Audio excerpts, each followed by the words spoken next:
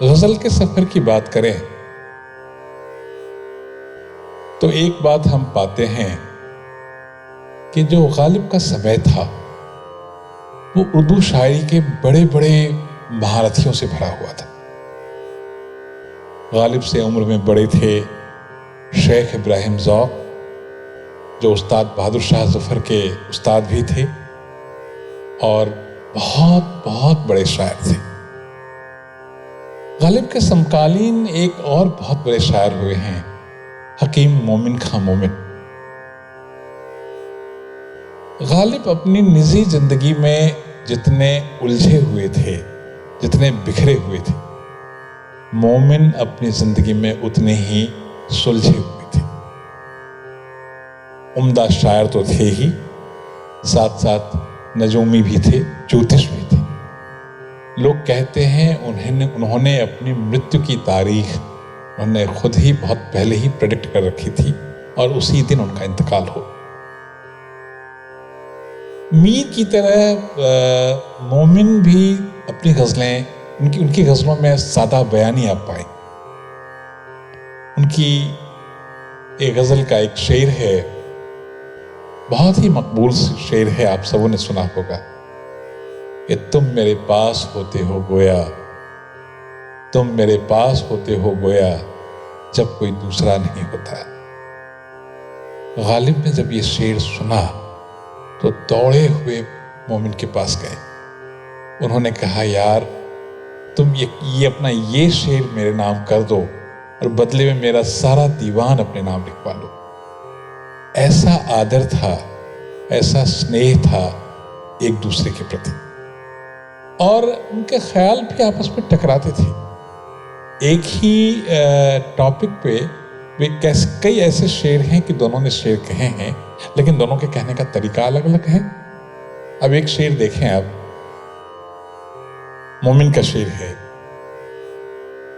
कि उस नक्श पाके सिजदे ने क्या क्या किया जलील, उस नक्श पाके सिजदे ने क्या क्या किया जलील, मैं कूच आए रकीब में भी सर के बल गया। अब इसी बात को गालिब कहते हैं कि जाना पड़ा रकीब के दर पर 1000 बार, जाना पड़ा रकीब के दर पर 1000 बार, ऐ काश जानता न तेरी रह गुजर को मैं। तो ये बात थी। गालिब के कहने के ढंग में एक चमत्कार था, और मोमिन बहुत बड़ी मीर की परंपरा में बहुत बड़ी से बड़ी बात सादा बयानी कह जाते हैं। ज़ौक़, गालिब, मोमिन और दाग की जो चौकड़ी थी, क्वार्टेट कह लीजिए, उसमें दाग देहलवी सबसे छोटे थे, लेकिन उन्हें इन सबों का स्नेह भरपूर मिला था। कई बार अक्सर वो गालिब के साथ चौसर खेलने भी आते थे, और अदब सुखन की चर्चा तो होती ही थी। उर्दू शायरी को, उर्दू ज़ुबान को जो मिठास दाग ने प्रदान की, जो गरिमा दाग ने प्रदान की, उसकी तुलना असंभव है। जो भी उनकी शायरी को सुनता, जो भी उनके शेरों को सुनता, कलेजे पे हाथ रख के हाय हाय करता। उन्हें बहुत नाज था उर्दू जुबान पे। इसके बाबत उन्होंने कहा भी है कि उर्दू है जिसका नाम हमें जानते हैं दाग, उर्दू है जिसका नाम हमें जानते हैं दाग, हिंदुस्तान में धूम हमारी जुबां की है। लेकिन साथ साथ उन्होंने सावधान भी किया है और कहा है कि नहीं खेल ए दाग यारों से कह दो, नहीं खेल ए दाग यारों से कह दो कि आती है उर्दू जुबां आते आते। तो ये थे दाग साहब। आपने उनका ये रंग देखा, उनकी गज़लों में शौक और शरारत वाला रंग भी काफ़ी है, और जिसको लोग काफ़ी इसका आनंद भी लेते थे। आप सबों ने एक गीत सुना होगा, आपने याद दिलाया तो मुझे याद आया। बहुत ही पॉपुलर सा गीत है, गाना है, फिल्मी गाना है, लेकिन ये जो मिसरा है ये दाग साहब का मिसरा है। और जिस गजल का ये मिसरा है उसका एक शेर मैं सुनाना चाहूंगा। अब देखिए, वस्ल की रात है, मिलन की रात है, और रात का पिछला पहर यानी कि करीब 4 बजे सुबह का वक्त, और होता क्या है कि मस्जिद से नमाज के लिए मौलवी अजान देता है। अब शेर सुने कि दी मुअज्जिन ने शवे वस्ल अजां पिछले पहर, दी मुअज्जिन ने शवे वस्ल अजां पिछले पहर, हाय कम वक्त को किस वक्त खुदा याद आया, आपने याद दिलाया तो मुझे याद आया।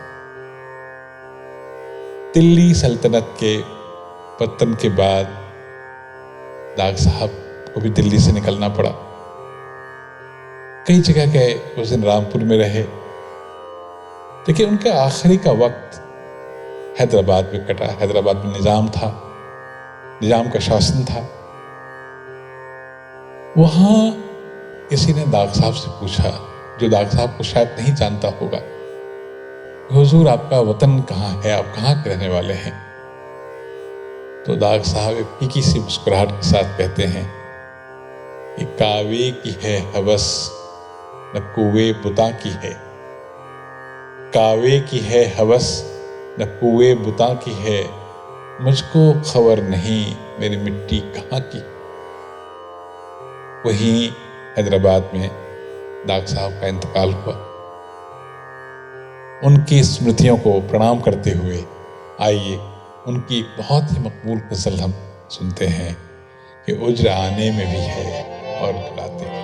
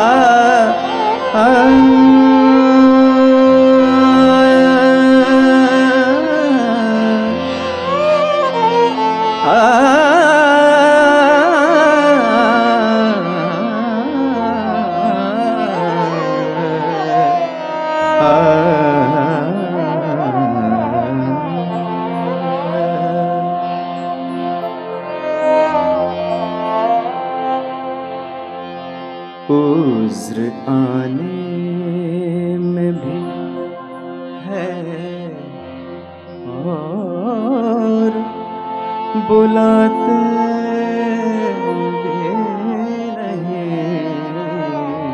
उज्र आने में भी है और बुलाते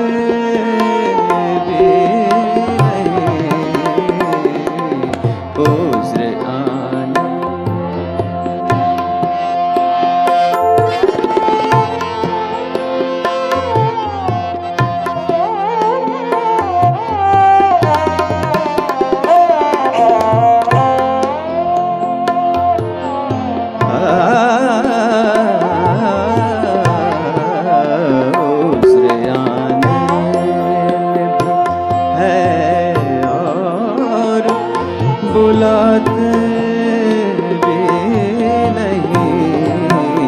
वाइज़े करके मुलाकात बताते भी नहीं। वाइज़े करके मुलाकात बताते भी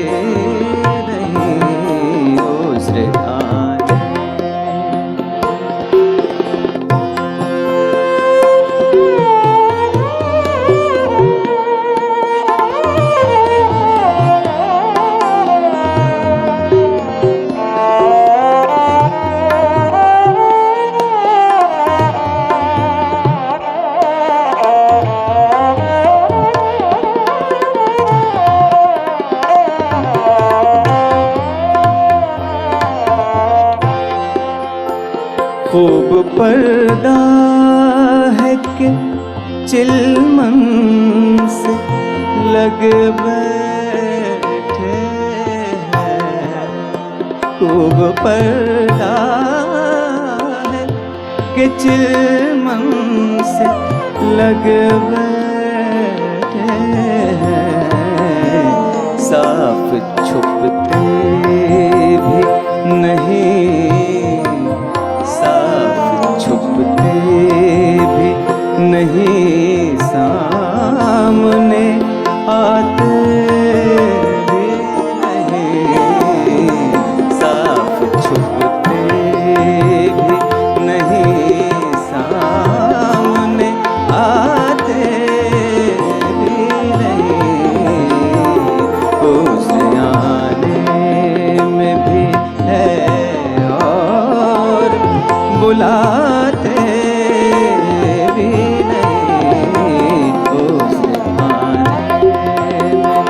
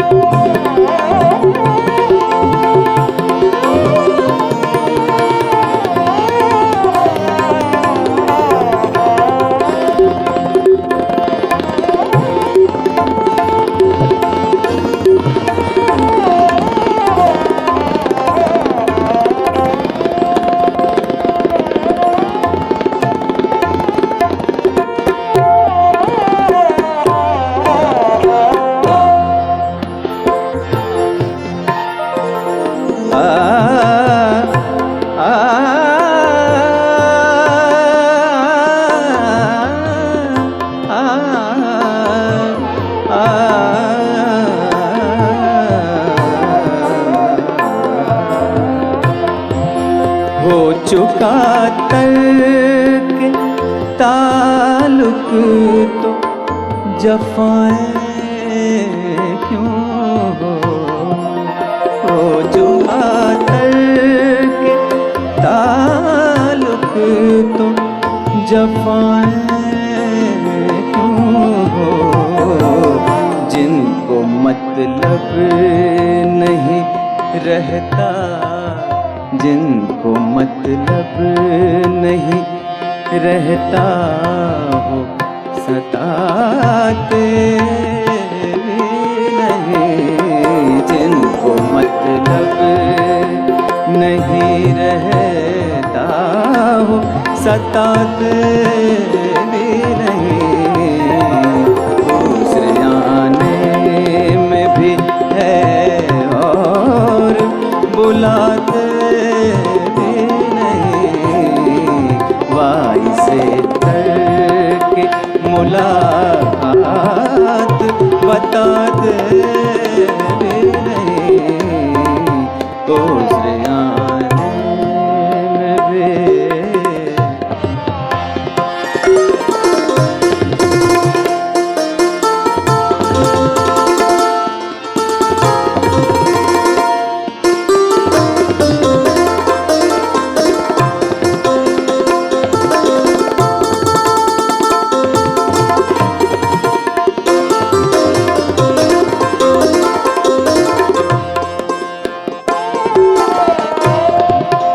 जिस्त से तंग हो ऐदाब तो जीते क्यों हो।